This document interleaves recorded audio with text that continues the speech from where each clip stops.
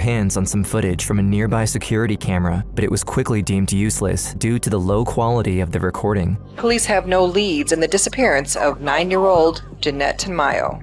After days without any development in her case and no statewide Amber Alert issued, Jeannette knew she had to take matters into her own hands. My fear turned into courage, and I told myself, I'm a fighter. I'm gonna make it. In the thriving city of San Jose, California, in the heart of Silicon Valley, 9-year-old Jeannette Tamayo just got off her school bus and was heading home. Once there, she noticed that the screen door was slightly ajar. She thought that maybe her mother came back from work early and didn't think much of it. Once inside, she went to her room and realized that something was wrong. Her bedroom window had been smashed and there was broken glass everywhere. She immediately took a step back and ran toward the phone to call her mom, but to her dismay, the cable had been cut off. Before she had time to understand what was happening, she heard someone knocking at the door. Jeannette turned around and saw a stranger behind the screen. Scared and confused, she reluctantly opened it. And when he was asking me questions, he was kind of peeking inside, trying to see who was in there. And that started making me feel really uncomfortable, and I started slowly closing the sliding door. I got scared because I felt a really bad vibe from him.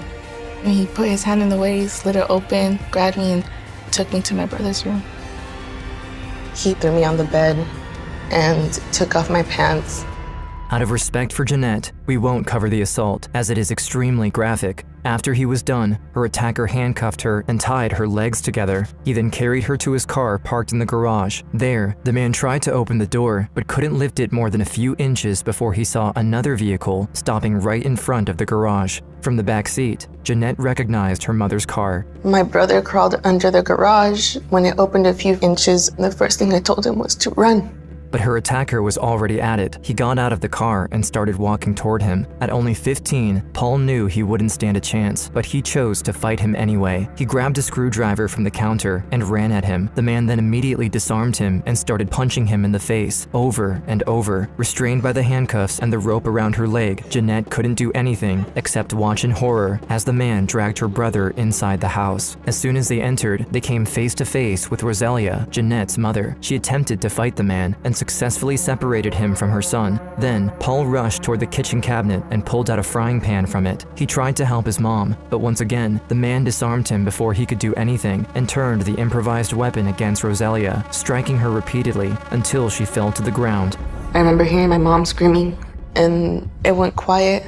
I couldn't hear much after that. And I see the man rush back into the garage and into the car. And when I seen blood on his face, I was like, did you kill them? And he just started laughing, and I just started to cry. I was like, I didn't know if he had killed them. I didn't know, like, if they were there anymore, if he had killed them. And I was just thinking with the blood on his face that they were gone. My family was gone. Driving like a madman, Jeannette's kidnapper cut through some of her neighbor's bushes. Fighting through her restraints, she managed to turn around and take one last look at her house before they turned the corner. She felt an overwhelming feeling of relief when she made eye contact with Rosalia, running amok behind the car. Her face was heavily wounded and covered in blood, but at least she was alive. Not far behind, her brother Paul was painfully limping towards some bystanders, waving his arm in the air and screaming for help. As soon as the car passed the corner, Jeannette started to scream at the other drivers passing by, slamming her shoulder against the window in an attempt to catch their attention. But her undertaking didn't go unnoticed, as her attacker immediately grabbed the screwdriver from earlier and violently attacked her. After being hit twice, she moved out of his reach. I just remember sliding down, laying there and looking up at the ceiling of the car and just thinking to myself, I'm not gonna make it. I'm gonna die. Back at the house, after the police arrived, Rosalia was refusing to get into the ambulance. She was trying to explain everything that happened to the detective and the other officers, but her condition kept getting worse by the minute, and her panicked state didn't do much to help. So after they secured Paul, they had to force her onto a stretcher against her will. They were both sent to the nearest hospital. To a mother, I don't care what happened to you, you thinking and your kids, but I don't can do anything. I don't can do anything. I don't protect my kids.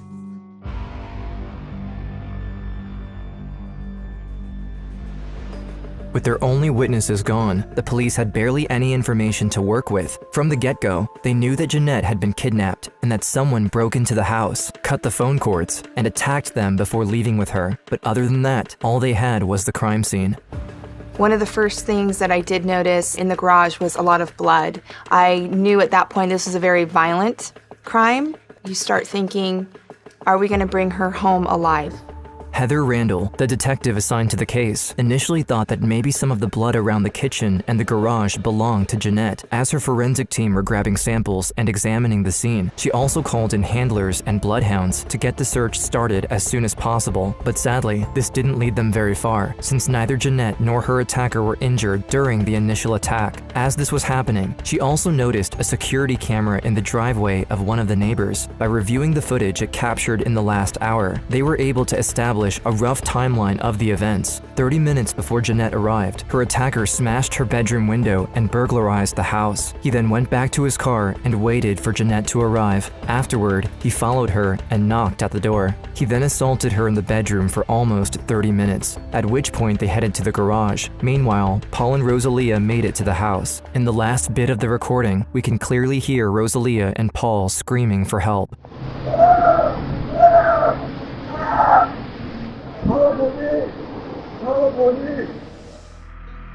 But Randall was mainly interested in one particular moment. Here, when the attacker's car was right in front of the camera. In California, it is mandatory to have either a name, a license plate number, or a phone number tied to the perpetrator to issue a statewide Amber Alert.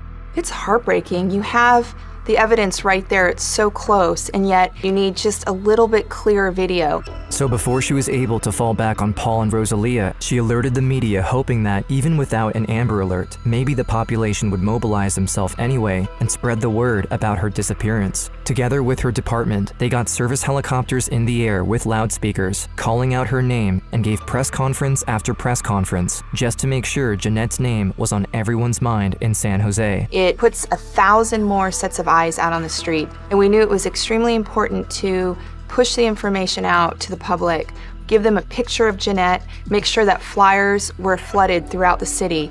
Along the way, Jeannette kept mental notes of every turn they made, hoping she would be able to find her way home if she ever escaped. After a short ride, the car suddenly stopped. The man drove into the garage of a large white house. He opened the door, picked her up, and carried her inside. There, he went up the stairs to the second floor and opened a locked door. Behind it was a very small room with a TV, a little window, a bed, and a bathroom. He threw her on the ground and approached her with a menacing look. After each assault, he would clinch her wrist to the shower head using a pair of handcuffs, run the water, and leave her there for a while. Like, I started to break down and cry, and that was my only safe place, was the shower, because every time he left me in the shower was when he didn't touch me, he wouldn't hurt me, or he wouldn't rape me. The next morning, the aftermath of the kidnapping took its toll. While the rest of the Tamayo family gathered around Rosalia in San Jose, the police asked some of the family members to take part in the public address. In the morning, he was watching the news again. My cousin was talking to me through the news. She was saying, "Jeannette, if you can hear us, just know that. Be strong, girl. We're looking for you." She was like, "Just don't give up." That gave me hope. That gave me the strength. Either I'm going to fight to get out of here or die trying. During her second day of captivity, Jeannette started to plan out what would be her best course of action against her abductor. Because my life was at risk, I said to myself, I have to have a conversation with him so he gains my trust.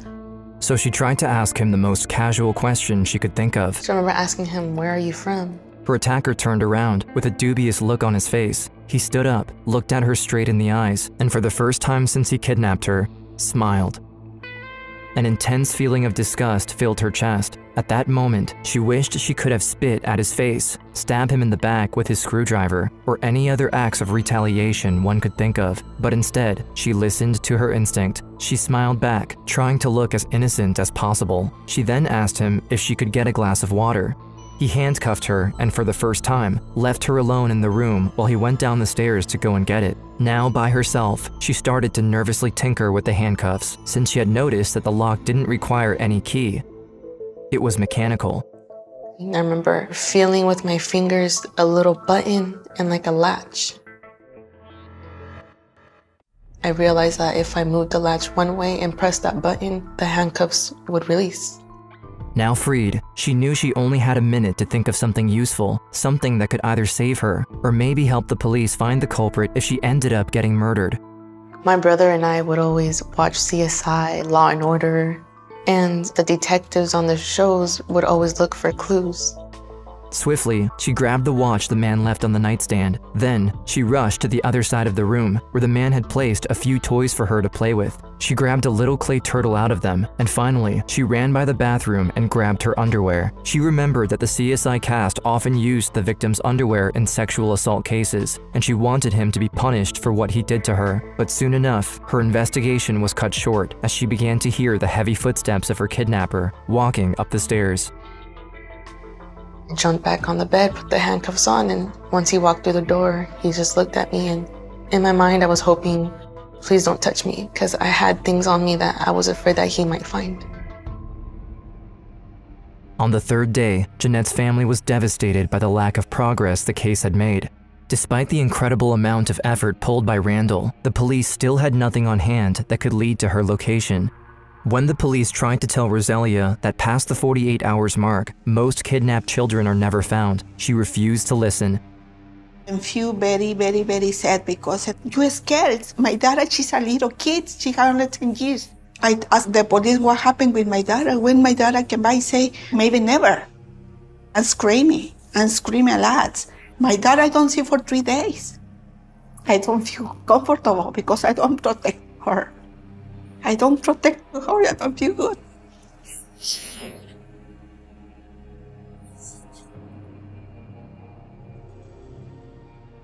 It is at this point that Jeannette became completely numbed to her kidnapper's assault. Her only impulse was to stay strong and stick to her strategy. She needed to continue to manipulate him. This was her only chance at survival. My befriending was working. He asked me, "Are you hungry?" And I looked at him and I said, "Yeah." He gave me his cell phone. He had a cell phone with him, and he made me call for pizza. He gave me the phone number of the cell phone that he had, and I gave it to the man. The man on the other side of the phone said, "Can I get your address?" He told me the address.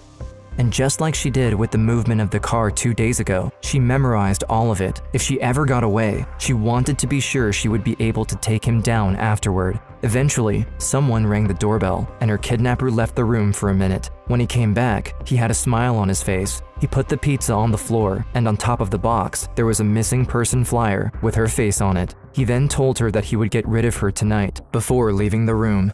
Once he closed the door behind him, she threw away the pizza and started to grab all the evidence she could. She then stuffed all of it inside the pizza box and hid it under the bed. When he came back, he grabbed a pillow and started smothering her with it. Gasping for air, she tried to push her face against the side, but the man was too strong. As the lack of oxygen started to take its toll, she felt an immense rush of adrenaline running through her body, and in one final push, successfully slid her face to the side, enough so that she was able to take one last breath. As soon as 5 seconds later, after I got some air, he pulled the pillow off and he asked me, "Do you want to take a shower?"